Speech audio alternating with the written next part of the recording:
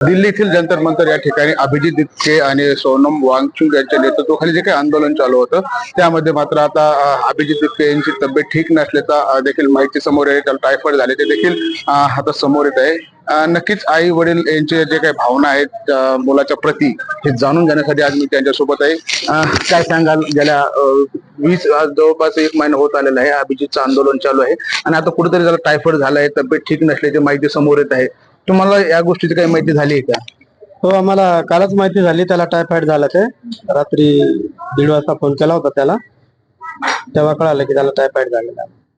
आता तब्येत कशी? आता तब्येत त्याची मला वाटतं तो हॉस्पिटलमध्ये आहे आणि ते सलाईन वगैरे चालू आहे. हा, तर मला सांगा की 20 तारखेपर्यंत आंदोलन ठीकरित्या चालू होतं, व्यवस्थित चालू होतं, विद्यार्थी होते भरपूर. मात्र 20 तारखेला ज्या प्रकारे अमानुष मारहाण झाला, विद्यार्थ्यांचे डोके फोडले गेले, मुलींना लाठीचार्ज झालेला आहे, त्यानंतर राज्यभर आता उद्रेक पाहायला मिळतोय, मोठा पाठिंबा मिळतोय. त्या आंदोलनामध्ये विद्यार्थ्यांची मला कुठेच चूक दिसत नाहीये. मी बघितले बऱ्याचशा त्याच्यामध्ये गोष्टी दुसऱ्या दिवशी बघितल्या. त्या दिवशी तर बघताना म्हणजे बघू शकत नव्हतो मी. काय होईल ते मला खूप भीती होती की अभिजितचं काही बरं वाईट होऊ शकतं त्या दिवशी म्हणून. आणि झालं ते खूपच भयंकर झालेलं आहे.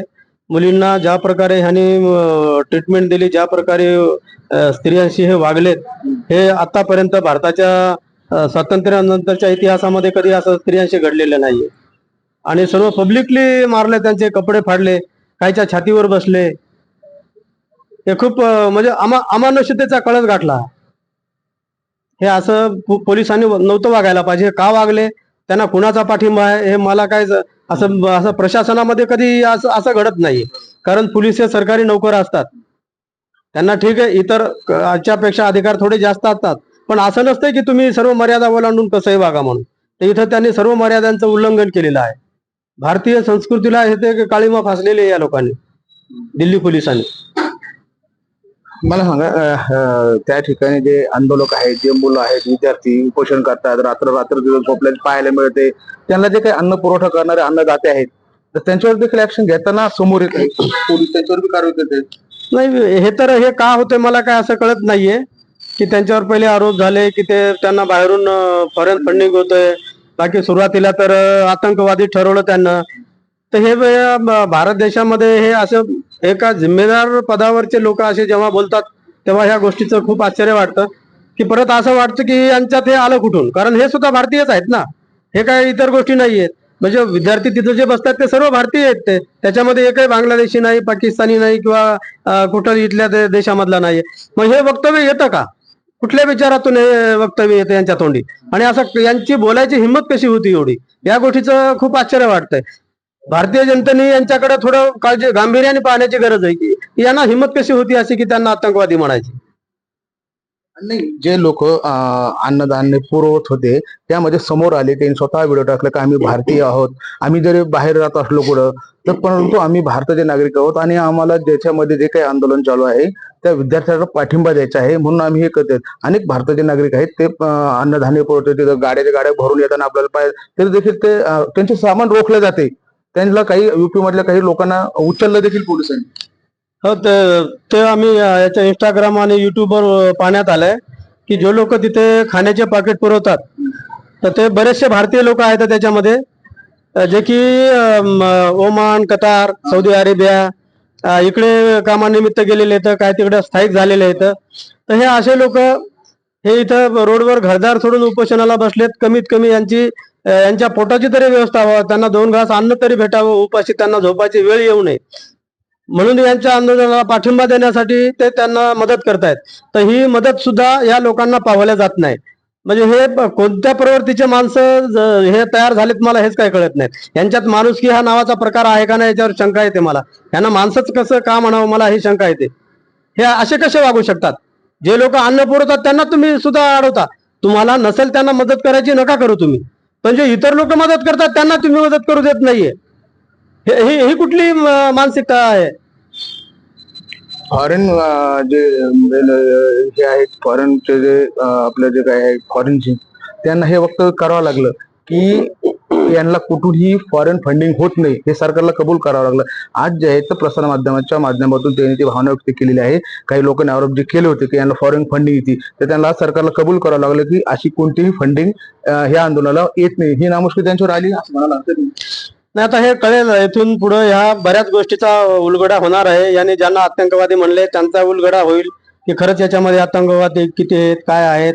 बाकी हे जे याने जे तिथं अन्न येणारं पुरवठा करणारं ते त्यांनी बऱ्याचशा लोकांना टार्गेट केले, त्यांचे फोटो काढतायत, त्यांना विचारतायत तुम्ही कुठून आले, कोण पाठवले.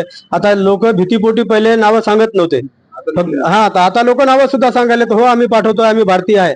आणि सर्वात मोठी याच्यामध्ये एक खूप मदत झालेली आंदोलनासाठी शीख समाजाच्या जे काही गुरुद्वारा आहे तिथे, त्या गुरुद्वाराने रात्रंदिवस तिथे लंगर चालू ठेवलेली आहे त्या विद्यार्थ्यांसाठी जेवणासाठी. प्रत्येक समाज घटकामधून मदत होत आहे. असं नाही की एक पर्टिक्युलर समाजच कोणीतरी त्याला मदत करतोय म्हणून. सरकारचं फॉरेन्सिक जे एजन्सी आहे त्यांना हे कबूल करायला लागलं की याच्यामध्ये फॉरेन फंडिंग नाही म्हणून आज त्यांना कबूल करायला लागलं. तर हे जे सत्य असते ते सत्यच असते. ते सत्य कधी झाकल्या जाऊ शकत नाही. हे तुम्ही आरोप कितीही करत राहा. मला एक विनंती करायची की जे हे आरोप करणार आहेत तुम्ही तुमची मानसिकता बदलून घ्या. तुम्ही म्हणजे काय पूर्ण भारत लोक याची जनता नाही, तुम्ही म्हणजे काय हिंदुस्थान नाहीये. हिंदुस्थान खूप मोठा आहे, खूप वेगवेगळ्या विचाराचे लोक आहेत, खूप चांगले लोक आहेत तिथे. तर तुम्ही तुमची मानसिकता बदला, हे माझं त्यांना आव्हान आहे. मुलांना काय आव्हान करणार ज्या पद्धतीने मुलं आता एकसूट होऊन राज्यभर आंदोलन करत आहेत, नवीन जी ज्यांची पिढी आहे त्यांना काय आव्हान करणार? नाही, संपूर्ण जनजी हे वेगवेगळ्या परीक्षा, पेपर फुटी परीक्षेचे नंतर हे वेगवेगळे कोचिंग क्लासेस, त्यांचे खर्च, शाळेचा खर्च, येण्या जाण्याचा खर्च, परीक्षेचा खर्च यांनी सर्व त्यांचं कुटुंब आणि जनजी वैतागलेले आहे. तर हे काय करतात, हे युट्यूबवर इकडे तिकडे दुसऱ्या देशातलं पाहतात, तिकडचे विद्यार्थी कसे आहेत, मग आम्ही असे का, हे आता कम्पेअर करायला लागलेले आहेत. आणि हे सर्व ह्या कम्पॅरिझन मधून पुढे आलेले आहेत आणि ते या आंदोलनाला पूर्ण जनजी पाठिंबा करतायत. पूर्ण पाठिंबा. मी सुद्धा त्यांना विनंती करतोय पूर्ण जनजीला की या आंदोलनामध्ये तुम्ही सर्व ताकदीनिशी सहभागी व्हा आणि शांततेने लोकशाही मार्गाने जे काही आपले अधिकार आहेत ते तुम्ही मागून घ्या, पदरात पाडून घ्या. माझ्यासोबत अभिजितची आई आहे, आपण त्यांच्याशी देखील चर्चा करणार आहोत. काय सांगाल एक आई म्हणून तुमच्या काय भावना, कारण आता त्याची तब्येत खालवली आहे आणि त्याला टायफॉइड झालाय अशी देखील आता माहिती. काळजी वाटते ना, त्याला टायफॉइड झाला हे काळजी वाटायला लागली ना त्याची. आई म्हणून भावना आता तेच बाबा लेकराला आता तिथं सोय काय आहे काय नाही त्याची. पण आता तुम्हाला माहितीये का त्या ठिकाणी तुम्ही नसताना देखील तुझं अनेक आई आहेत तिथं, की त्याची काळजी घेते, त्याला गळ्याला लावते आहे, त्याला जेवण वगैरे भरवते. हे पाहून कसं वाटतं तुम्हाला? नाही, ते पाहून फार आनंद वाटायला लागला ना. ते पाहून आनंद वाटतोय की नाही बाबा लेकराची तिथे पण त्या काळजी घेतायत म्हणून. ते बरं वाटलं, तो व्हिडिओ पाहून बरं वाटलं की आहे बाबा त्याचं तिथे कोणीतरी सर्वजण काळजी घेतायत. मी जरी नाही गेले तिथे पण ते आहेत ना, सगळ्याजणी त्याला पोटाशी पण घेतायत, तर चांगलं वाटलं. ज्या पद्धतीने आता युवा जो आहे त्या राज्यभरातला युवा एकत्र होत आहे, अनेक राज्यामध्ये आता आंदोलन होत आहे. हो ना, पाठिंबा भरपूर भेटायला लागला. एक तर चांगलं करायला लागला म्हणून आता त्याच्यावर जास्त विश्वास बसला की नाही बाबा हा खरंच चांगलं करायला लागला. आणि तो कोणासाठी करतोय, नाही त्याचं लग्न झालं, त्याचे भाऊ बहीण नाही, कोणी नाही, तो विद्यार्थ्यासाठीच करायला लागला ना. त्याच्या घरातलाही कोणी नाही की चला बाबा त्याच्या घरातले आहेत कोणी नीट वगैरे काही देणारे, कोणीच नाही त्याच्या घरातलं. तो विद्यार्थ्यासाठीच करायला लागला आणि जे करायला लागला तो आता चांगलं करायला लागला. युवा आहे त्यांना तुम्ही काय आव्हान करणार? काय नाही बाबा, असंच आता त्याच्या सोबत पाठिंबा म्हणून राहा, त्याच्या भावासारखे त्याच्या मागे उभा राहा. इतक्या दिवस राहिले तसे आता इथून पुढेही राहा. हो, ते विद्यार्थीच म्हणतायत ना आम्ही राजीनामा घेतल्याशिवाय उठणार नाहीत म्हणून.